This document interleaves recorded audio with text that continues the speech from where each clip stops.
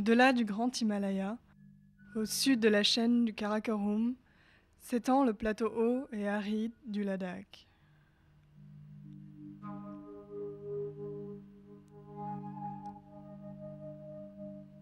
C'est une région rude sur laquelle des pics redoutables montent la garde.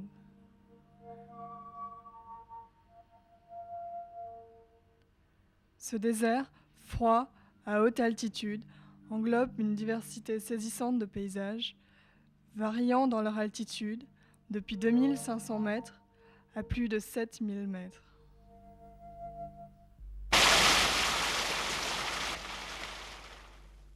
Bien qu'inhospitaliers et rudes, les pâturages du Ladakh ont offert un refuge aux tribus nomades au long des siècles.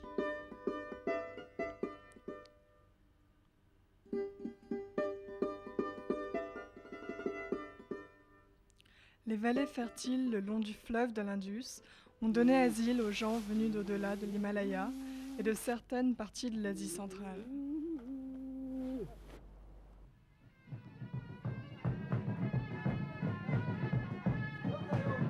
En effet, vivant ici isolées et en sécurité, ces tribus ont su préserver, avec le passage des siècles, leur ancienne culture et leur identité.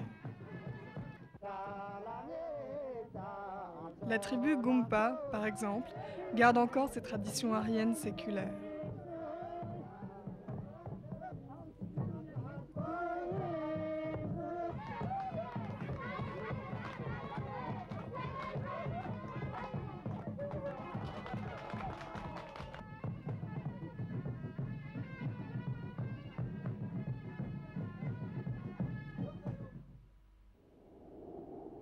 Les nouvelles étendues de la vallée du Nubra et ses chameaux à deux bosses, originaires de la Bactriane, rappellent l'époque où le Ladakh était un carrefour majeur sur les routes commerciales du monde antique.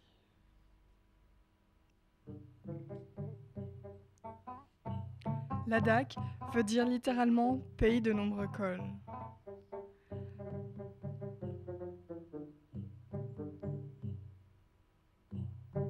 Ce petit marché nous rappelle l'époque où les biens venant des pays lointains passaient par lait dans cette région montagneuse.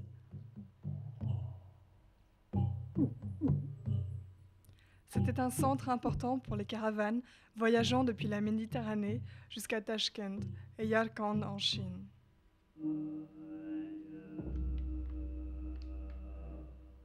Les caravanes laissaient dans leur sillage les idées philosophiques et les influences artistiques. Du Cachemire arriva la forme Vajrayana du bouddhisme, fruit de l'impact de l'hindouisme tantrique sur le bouddhisme Mahayana.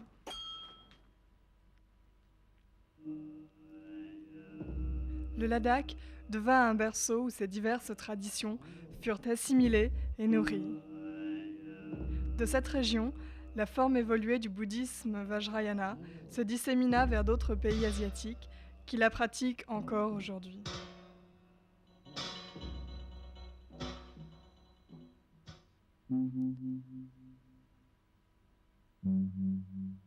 Au début du XIe siècle, 108 monastères furent construits dans le Trans-Himalaya sous l'égide du roi Yeshō, responsable du grand renouveau du bouddhisme. «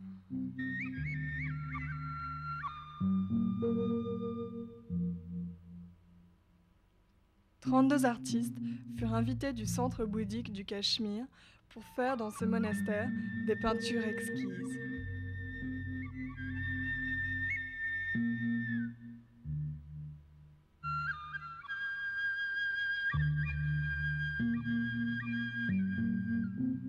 Ces premiers monastères du Ladakh présentent un jalon important dans le développement de l'art bouddhique asiatique.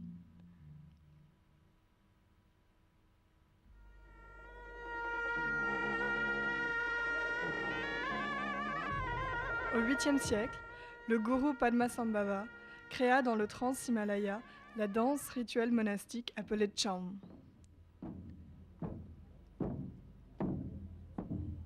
Padmasambhava, responsable de la première propagation majeure du bouddhisme par ici, est le saint le plus révéré de la région.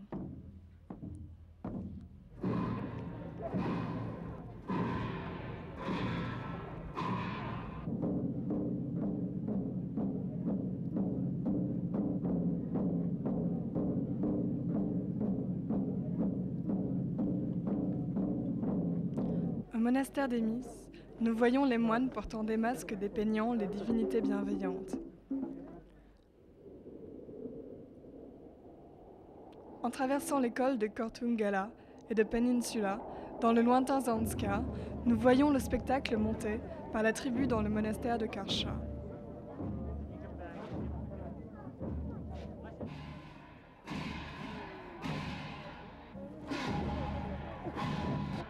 Le chant devait aider le processus de la méditation sur les divers aspects de la sagesse bouddhiste.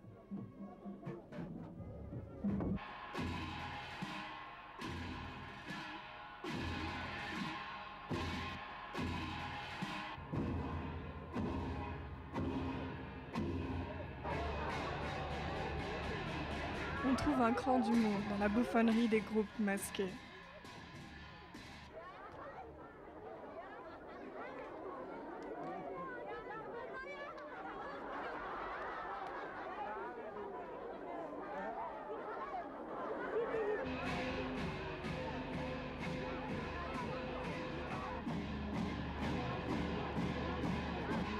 La danse montre aussi la victoire du bien sur le mal, aboutissant à la destruction de l'amour-propre de l'homme, représenté par une effigie appelée Torna.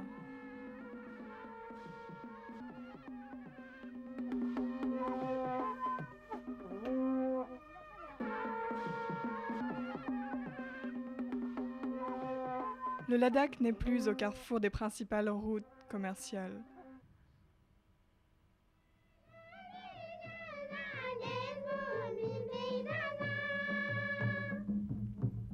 Pourtant, il attire bien des gens du monde entier qui sont captivés par l'empreinte que des siècles d'interactions vibrantes de différentes cultures ont laissée sur la vallée.